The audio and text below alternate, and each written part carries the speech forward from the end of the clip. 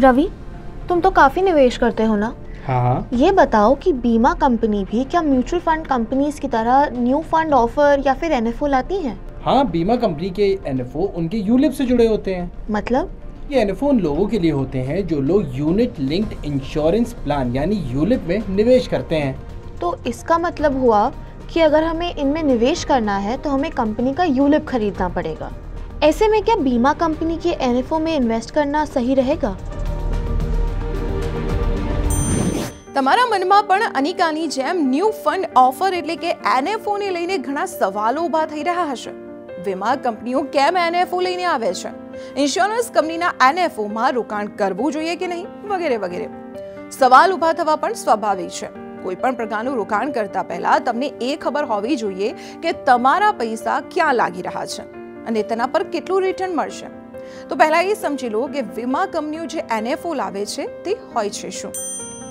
વીમા કંપનીઓ પોતાનો કારોબાર વધારવા માટે એનએફઓ લાવે છે, જે કોઈ વિશેષ ફંડ કે સેક્ટર પર આધારિત હોય છે। હકીકતમાં આ સ્કીમમાં પૈસા લગાવવા પર રોકાણકાર વીમા કંપનીના યુલિપ ખરીદી રહ્યા હોય છે, જેમાં રોકાણની સાથે જીવન વીમા કવર મળે છે। વીમા કવરની રકમ રોકાણના સમયે નક્કી થઈ જાય છે। વીમા કવરના પૈસા કપાયા બાદ વધેલી રકમ સ્કીમમાં સામેલ ફંડમાં રોકાણ કરી દેવામાં આવે છે। યુલિપ લાંબા ગાળાના પ્લાન હોય છે, જેમ કે 10 કે 15 વર્ષ, જો કે તેમાં 5 વર્ષના લોકિન બાદ પૈસા કાઢી શકાય છે।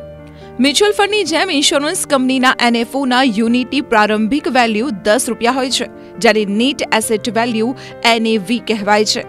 કંપનીઓ 10 રૂપિયા પ્રતિ યુનિટના ચક્કરમાં સસ્તું બતાવીને રોકાણકારોને એનએફઓ સાથે જોડાયેલા યુલિપમાં રોકાણ કરવા માટે કહે છે, પરંતુ ध्यान રાખો કે એનએફઓ લિસ્ટ થયા બાદ એનએવી બજારના હિસાબે વધતી કે ઘટતી રહેશે। નવા યુલિપ 10 રૂપિયામાં મળવાના કારણે તમને હાલના યુલિપની સરખામણીએ સસ્તા પડશે।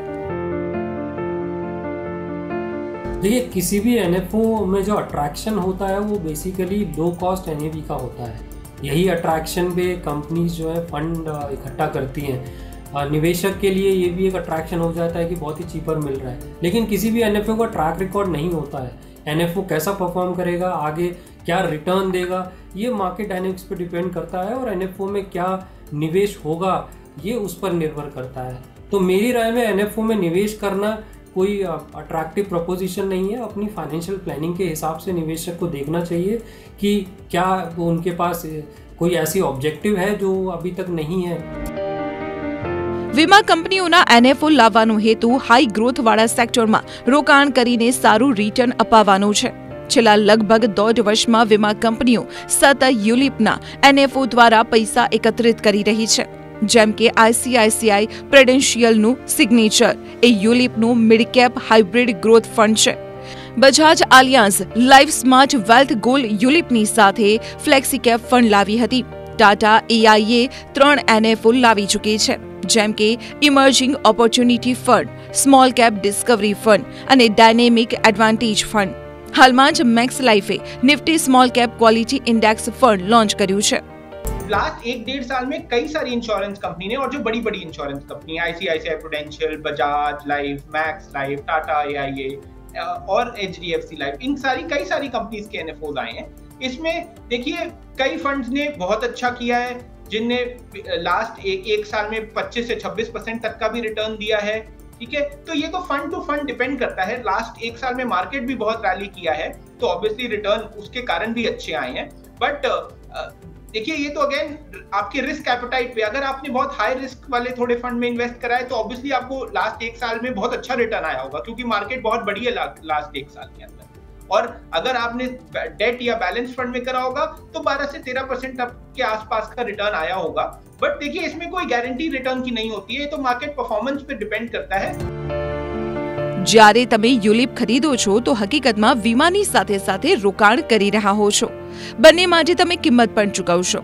વીમા કવર માટે તમે મોર્ટાલિટી ચાર્જ ચૂકવશો। કંપનીઓ લાઈફ કવર આપવા માટે તમારી પાસેથી આ ચાર્જ વસૂલે છે, જે ઉંમરની સાથે વધે છે। આ ઉપરાંત ફંડમાં રોકાણ કરવા માટે તમે ફંડ મેનેજમેન્ટ ચાર્જ આપશો, જેમાં એક્સપેન્સ રેશિયો આવે છે। એટલું જ નહીં, 2 પ્રકારની ફી વધુ આપવી પડે છે। પહેલું પોલિસી એડમિનિસ્ટ્રેશન ખર્ચ અને બીજું પ્રીમિયમ એલોકેશન। देखिए, म्यूचुअल फंड एक सिंपल प्रोडक्ट है। कोई भी फंड लॉन्च करता है एनएफओ, आप एनएफओ में निवेश करते हैं और वो फिर ओपन एंडेड हो जाता है। आप कभी भी विड्रॉल कर सकते हैं, कभी भी उसमें एंटर कर सकते हैं। उनके जो चार्जेस होते हैं, एनुअल चार्जेस होते हैं, वो आपको पता होता है कितने होंगे। कंपैरिजन टू यूलिप, अब यूलिप के अंदर लाइफ इंश्योरेंस है तो लाइफ इंश्योरेंस के चार्जेस लगेंगे जो आपके प्रीमियम से कटते हैं। दूसरा लॉक इन पीरियड होता है 5 साल, जैसे मैंने कहा 5 साल से पहले आप विड्रॉ नहीं कर सकते। तो कोई ओपन एंडेड फंड नहीं होता है यूलिप के अंदर। जब एनएफओ आता है उसमें लॉक इन होगा, और एंट्री और एग्जिट जो है हमेशा यूलिप में कॉस्टली होता है। तो दोनों में अगर मैं देखूं तो म्यूचुअल फंड कहीं ज़्यादा सिंपल इन्वेस्टमेंट प्रोडक्ट हो जाता है कंपैरिजन टू यूलिप।